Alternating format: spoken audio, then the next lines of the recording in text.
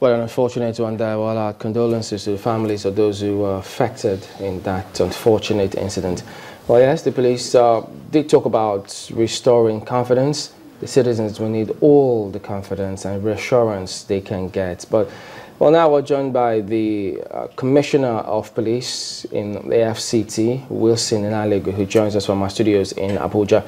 Morning. Thank you for joining us today.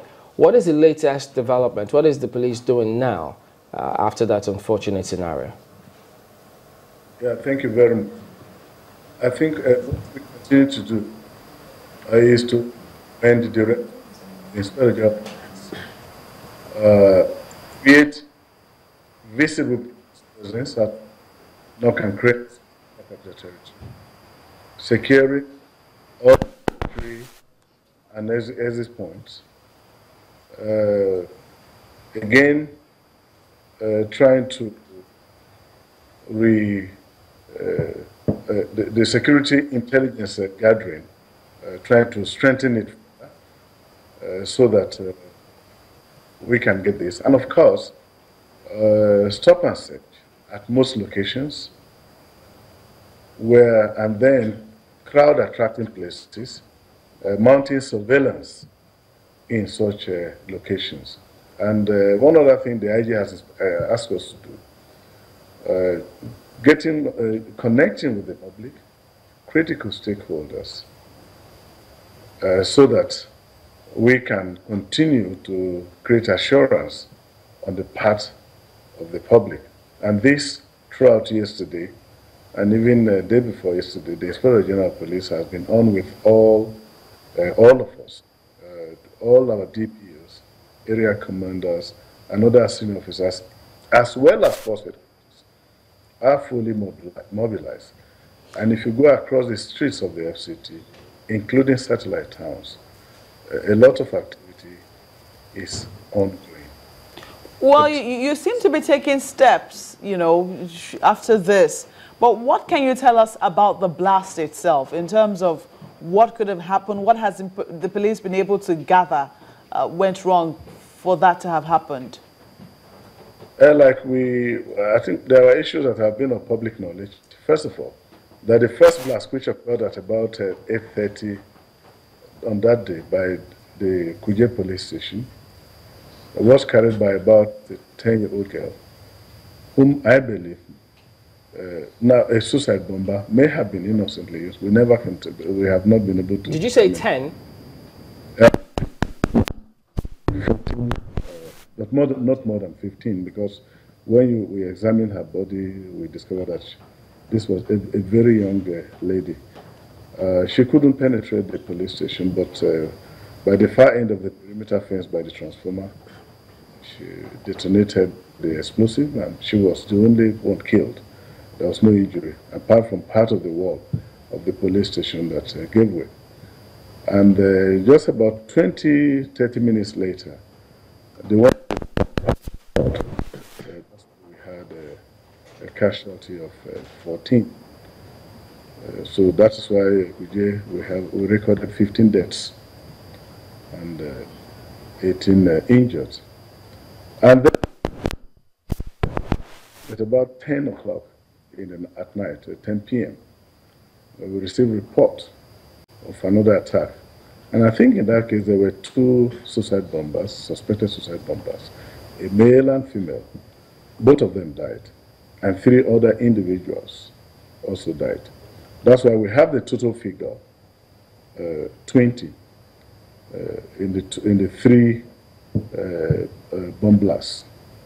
And then we had injury. I think about 24 had to be admitted in the hospital, Asoko Regional Hospital, National Hospital, and some at the Gwagwalada Specialist Hospital.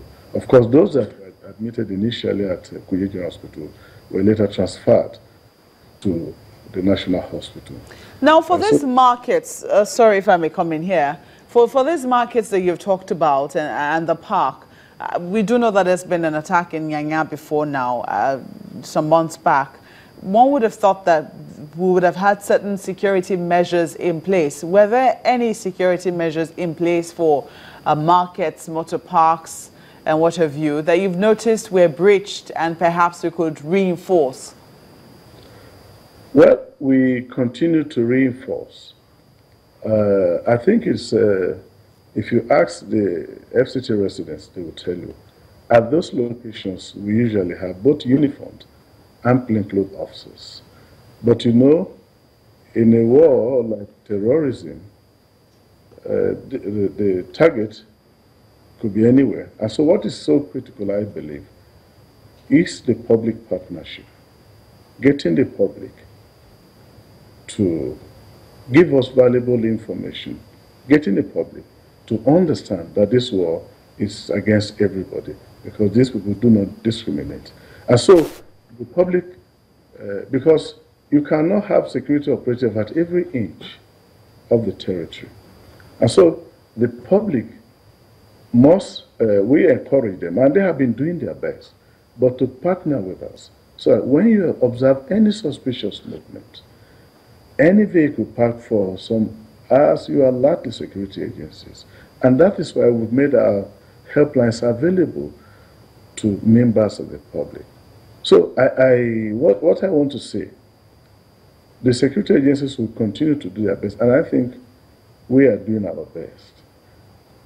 But we invite the public that this is something that we all have very serious stake. And so if you find somebody just loitering around your premises, you've got to make a call. Even if when we come to check, we are not tired of responding to calls. Just let us know. Call our helplines. Within 5 minutes, maximum 10 minutes, you are going to get a help. Because around that location, we will find officers on duty, so they will just be alerted. I think this is what is important, and that is why I want to always commend our prayers for bringing us to talk to our people. That look, everybody is a security official as far as this war is concerned. Allow me to come in here very quickly. Sorry to cut you there, because we have always gotten some form of intelligence report from the police about activities of some of these people. Sometimes we're being told that some of these people are already in town. Did you get any intelligence that there were going to be some suicide bombings in Abuja at all?